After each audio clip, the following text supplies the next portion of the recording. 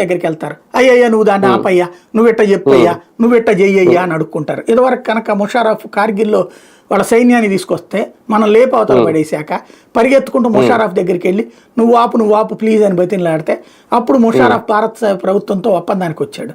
అట్లాగే ఇప్పుడు పరిస్థితి అంతే. వాడినాడు ప్రూవ్ చేసుకోవడం కోసం అని చెప్పేసి మునీర్ గాడు అడావిడి చేశాడు వాళ్ళ సైనికాధికారి. ఇప్పుడు మనకి చూడండి, ఇక్కడ సైన్యం మాట్లాడింది, మన దగ్గర సమాధానం హోంశాఖ మాట్లాడింది.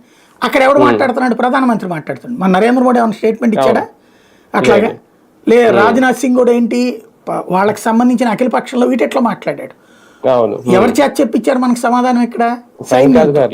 మరి వాడెందుకు మాట్లాడతాడు? 5 విమానాలు కూల్చేసాం, 10 విమానాలు కూల్చేసామని పోయిన ఆడేవడం కనబడిందా? ఈ సోషల్ మీడియా యుగం. నిన్న రాత్రి కూడా సియాల్కోట్లో పేలుడు జరిగినాయి.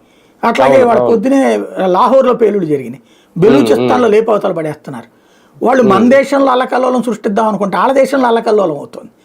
అదేంటో అర్థం కాక తలబట్టుకుంటున్నటువంటి వాళ్ళు ఇండియా అనేది పీకుతాం అనుకుంటే ఏముండి వస్తుంది? ప్రపంచ దేశాలు భయపడుతున్నాయి సార్ ఈ భారత్ పాక్ మధ్య జరుగుతున్న ఈ వాతావరణం చూసి. నవ్వుకుంటుంది. ఏమి లేదనేది తెలుసు, పాకిస్తాన్ దగ్గర ఏమి లేదనేది తెలుసు, భారత్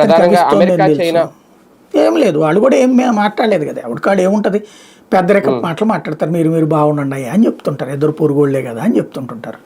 చైనా యాక్చువల్గా ఏమన్నా స్ట్రాంగ్ స్టేట్మెంట్ ఇస్తేమో పాకిస్తాన్ సార్వభౌమాధికారాన్ని కాపాడడం కోసం మేము వెనకాల ఉంటాం, ఏమైనా చేస్తాం అని ఉంటే గనక ఈ సీరియస్ ఉండేది.